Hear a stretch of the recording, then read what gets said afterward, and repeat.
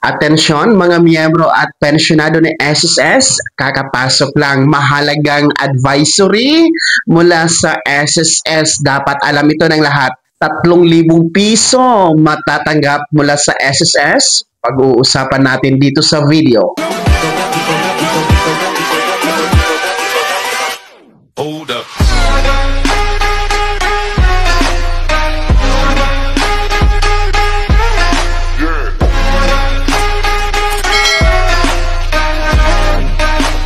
Hello mga ka-vlogs! Welcome dito sa aking YouTube channel. Magandang araw po sa lahat ng mga manonood.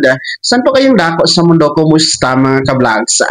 Eto mga miyembro at pensyonado ng SSS, kakapasok lang mahalagang advisory na para po sa inyo kung saan ang SSS di umano magbibigay ng 3,000 piso. Gaano ito katotoo? Mamaya-maya pag-uusapan natin. Pero kung bago ka pa lang dito sa aking YouTube channel o di kaya hindi ka pa nakasubscribe, click niyo muna ang ating subscribe button na nasa baba.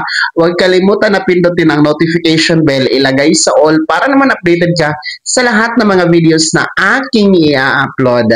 So eto na mga miyembro at pensyonado ni SSS, no? Posted po sa Facebook page ni SSS. Actually, posted din po ito sa Facebook page ng GCash kung saan pinaalalahanan po ang lahat ng mga miyembro ng SSS, no?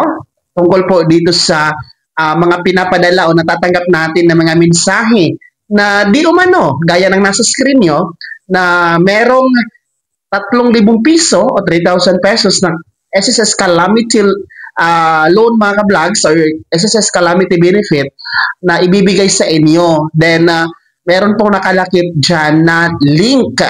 So, yan po ang naglilipa na ngayon. Kaya mag-ingat kayo dahil mismo ang GCash at ang SSS ay nagbibigay ng abiso sa ating lahat na yan po ay hindi totoo. Yan po ay uri ng scam at yan po ay isang uri ng panliring lang. No, iwasan niyo po talagang i-click ang link na naka-attach dyan dahil maaari po yung naglalaman ng malisyosong gawain mga ka-vlogs, no? Kung saan po pwede po ma-access ang ating SSS information. Ma-access po yung ating SSS account. Kaya wag na wag niyong i-click ang nasabing link at kung nakatanggap kayo ng mga ganyan na mga mensahe, mas maigi pong burahin niyo agad. At huwag nyo nang replyan yan para po hindi kayo mabiktima ng scam na yan mga ka-vlogs. Paalala lamang, ang SSS Calamity Loan ay kayo mismo ang mag-a-apply. No? Gamit ang inyong my.sss account.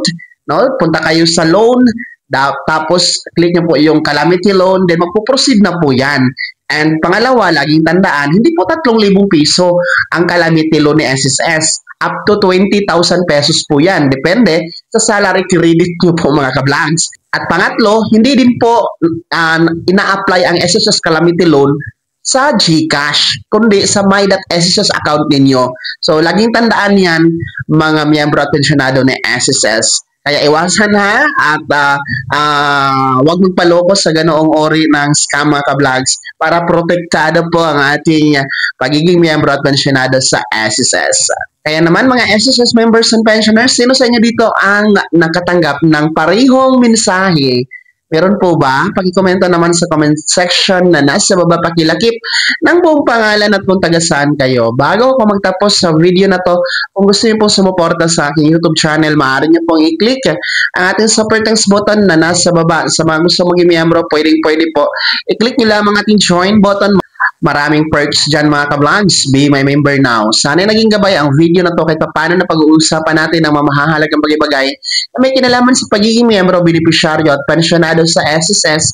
Kung hindi ka pa nakasubscribe dito sa aking YouTube channel, maaari nyo nang i-click ang ating subscribe button na nasa baba. Huwag kalimutan na pindutin ang notification bell, ilagay sa all para naman updated ka sa lahat ng mga videos na aking i-upload. Maaari nyo rin i-like ang video na to at kung meron ka pa mga katanungan, maaari nyo i-comment sa comment section na nasa baba. Paki-follow na din po ang aking official Facebook page na nasa screen nyo. Muli po, ako si Daniel Timpawa na nagsasabing dito sa aking YouTube channel, pawang katotohanan at lahat totoo lamang.